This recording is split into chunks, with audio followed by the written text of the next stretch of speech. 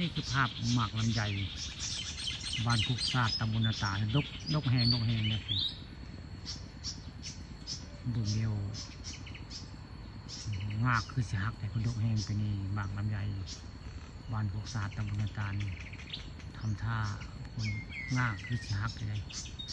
นกก็หลายได้คนมองเจียวจ้าเลยว่านึงมิดไปเลยนกหมากลำไยนี่กระดกกระเทได้มากเรียวกะหลายพอสมควรเลยบางเรียวแนวงานเนี่ยสิฮักอยู่เลยบรรลุหมักลำไยผู้ข่าละวันนี้ตอนเช้าวันนี้ผู้ข่าพาเบิ่งหมักลำไยลูกอยู่บ้านศาสตร์ตำบลนาตาลลูกเป็นพิเศษได้หลายปีได้ว่าเป็น7 ปีเป็น1หมักลำไยนี่ก็ได้ไม่ได้เป็นคู่ปีไม่ได้เป็นคู่ปีได้หมักลำไยผู้ศาสตร์ตำบลนาตาลลูกหลานคาดว่าคนตกเขานี่ง่าบทนฮักมันฮักทุกปีได้หอยใหญ่หนึ่งมันนักหมากเป็นปีหมากมันลุกเนาะมันลุกปากหมากลำไยบ้านศาสตร์ตำบลนาตาลได้มีเสียงนกห้องในนกลงมาใต้เลยเกี่ยวเจ้าตรงนี้หมากต้นหมากลำไยบ้านศาสตร์ตำบลนาตาลหมากนกเขาได้หมากลำไยนี่ก็ได้ปีนี้มัน7 ปีเป็นตัว1เนาะ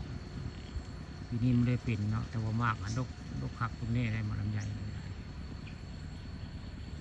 บ้านคุกซาดตำบลนาตาลนะวันนี้ข้าเอาเรื่องจริงพันจอเอาไม้เบิ่งเนาะเรื่องหมากลำไยดกง่าทอดสิบหักหมดแล้วบนหักหมดแล้วมันดกใจข้าใจปาดข้ามพาชมวันนี้พาเบิ่งหมากลำไยบ้านคุกสะอาดตำบลนาตาลแจ็คดกของง่าเขาสิฮักแต่คนเดียวทุกชาติแล้วคนง่าฮักดูมันรักมากมันจะฮักช่วงคนต้องห้ามได้มันต้องห้ามตอนไหนแล้วคนรักนักน้ำเนาะนักมากน้ำดำง่าก็จะฮักได้บ่านี้ตัวลำไยอันนี้เป็นแต่ละปีเพื่อนจังฮักปีได้เพื่อนนักมากนี่แหละหมากลำไยบ้านคุกซาดตำบลนาตาลหมากลำไยปาดคำมาชมเลยหมากทุกหมากขักหมากงามได้หมากลำไยบ้านคุกซาดตำบลนาตาลอำเภอตะมวยหมากผ้าหมากได้ผ้าละหมากลำไยปาดคำมาชมคนเดียวลูกหลานได้คือหมากลำไยบ้านคุกซาดตำบลนาตาล